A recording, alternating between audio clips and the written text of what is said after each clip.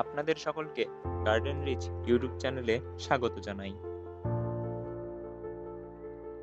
আজকে আমরা স্টিভিয়া গাছ সম্পর্কে কিছু কথা জেনে নেব এবং এই গাছের জন্য বেস্ট সয়েল মিক্স কী হবে সেটাও জানব। তো চলুন শুরু করা যাক। আমি এখানে 9 ইঞ্চির একটি টব নিয়ে নিয়েছি এবং তাতে 3টে এক্সট্রা ফুটো করে নিয়েছি। আসলে এই গাছটি গোড়ায় জল জমা একদমই পছন্দ করে না, কিন্তু তাই বলে মাটিকে একদম খটখটে শুকনো হতে দিলেও হবে না। মাটিতে যেন সবসময় ময়েশ্চার মেনটেন থাকে, তার জন্য মাটিতে আমরা জল ধরে রাখার মতো কিছু উপকরণ অ্যাড করে নেব। প্রথমেই নিয়ে নিচ্ছি একটি ভালো মানের ভার্মিকম্পোস্ট। ভার্মিকম্পোস্ট নেওয়ার সময় একটু সতর্ক থাকবেন, অনেক সময় ভার্মিকম্পোস্টে কেঁচোর ডিম থেকে যায়। আমি এখানে মাটির ভাগ নিয়েছি 40% এবং ভার্মিকম্পোস্ট নিচ্ছি 40%। আপনারা যদি গোবর সার ইউজ করেন সেই ক্ষেত্রে গোবর সার নেবেন 20% এবং মাটি নেবেন 60%।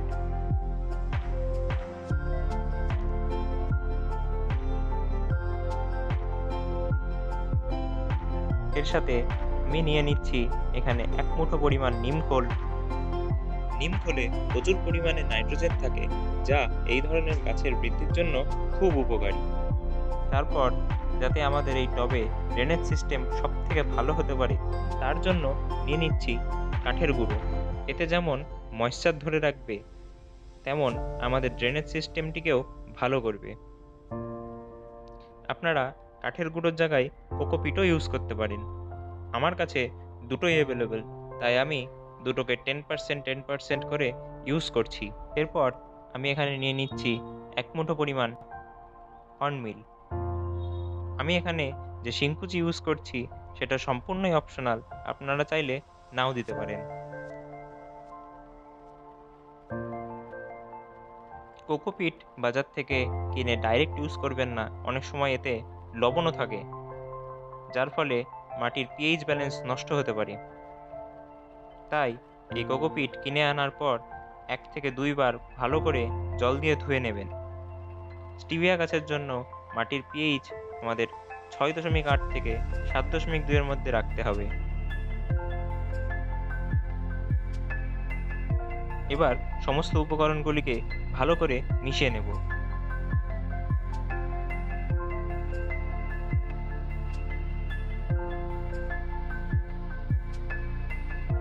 যে সমস্ত লিফি গাছ রয়েছে, অর্থাৎ যেগুলোর পাতাই মেন বৈশিষ্ট্য, সেই সমস্ত গাছের জন্য আমাদের যে ধরনের মাটি তৈরি করে নিতে হবে, সেই মাটিতে যেন নাইট্রোজেনের পরিমাণ বেশি থাকে।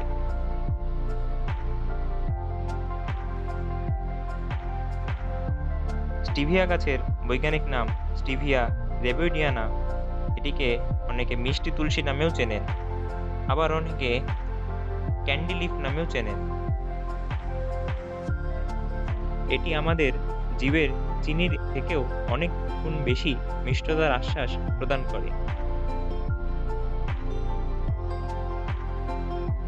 নিয়ে নিচ্ছি সেই টবটিকে, এর ভেতরে ফুটোগুলিকে প্রথমে প্লেট ভাঙা টুকরো দিয়ে বন্ধ করে নেব। স্টিভিয়া গাছের জন্য খুব গভীরতাযুক্ত টব ইউজ করার কোনো প্রয়োজন নেই, এর শেকড় মাটির খুব গভীরে যায় না। 4 ইঞ্চি থেকে 5 ইঞ্চি গভীরতাযুক্ত টব বা গ্রো ব্যাগ এর জন্য যথেষ্ট। এর মধ্যে সবথেকে বিস্ময়কর ব্যাপারটি হলো এটিতে ক্যালোরি থাকে না, অর্থাৎ এটি ক্যালোরিলেস। আসলে এর মধ্যে স্টিভিয়ল গ্লাইকোসাইড নামের কিছু কেমিক্যাল থাকে, যার ফলে এটি আমাদের জীবের চিনির থেকেও অনেক গুণ বেশি মিষ্টতার আশ্বাস প্রদান করে।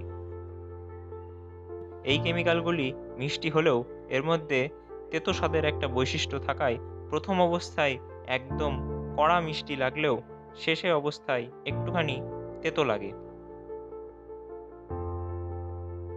এই পাতা সংগ্রহ করে প্রসেস করে সেটিকে পরে যে কোনো খাবারে মিষ্টতা বৃদ্ধি করার জন্য ইউজ করা যেতে পারে। প্যাকেট খুলে দেখতে পেলাম এর মাটি বেশ শক্ত, তাই আমি সেটিকে ট্যাপের জল ছেড়ে দিয়ে তার নিচে ধরে একটু মাটি ধুয়ে নিয়েছি। আপনারা যদি এরকম করেন তাহলে একটু সাবধানে করবেন যেন রুট ড্যামেজ না হয়।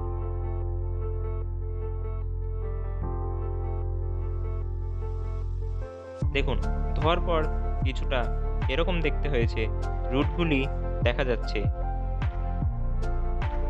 এবার এটিকে মাটির মধ্যে বসিয়ে জল দিয়ে দেব এবং দেখে নেব আমাদের ড্রেনেজ সিস্টেম কেমন হয়েছে।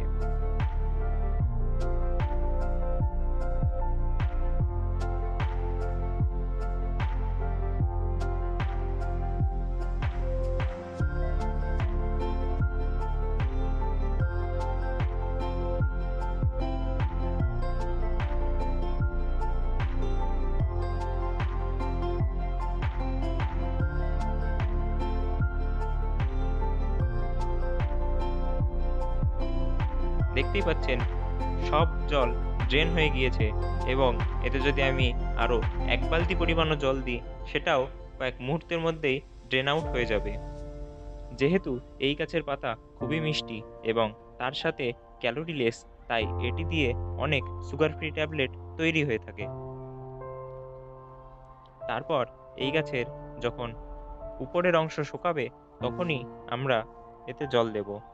যেহেতু এটি আমরা ছাদ বাগানে রোপণ করেছি এবং এর পাতা আমরাই খাবো, তাই কোনো ধরনের বিষ প্রয়োগ থেকে আমরা বিরত থাকব।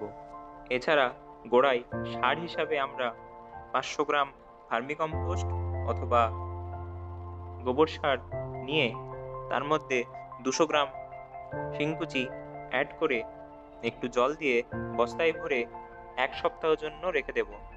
এরপর এই মিশ্রণটিকে একটু রোদে শুকিয়ে তারপর গাছের গোড়ায় ইউজ করলেই চলবে। তবে দেওয়ার সময় সম্পূর্ণ সারটি দেওয়ার কোনো প্রয়োজন নেই, মোটামুটি ১০০ থেকে ২০০ গ্রাম ইউজ করলেই চলবে। ভিডিওটি ভালো লেগে থাকলে অবশ্যই একটি লাইক করবেন এবং চ্যানেলটিকে সাবস্ক্রাইব করে নেবেন, কারণ এই চ্যানেলে পরবর্তীতে বিভিন্ন ধরনের ফলের পরিচর্যা এবং তথ্য নিয়ে আলোচনা করা হবে। ধন্যবাদ।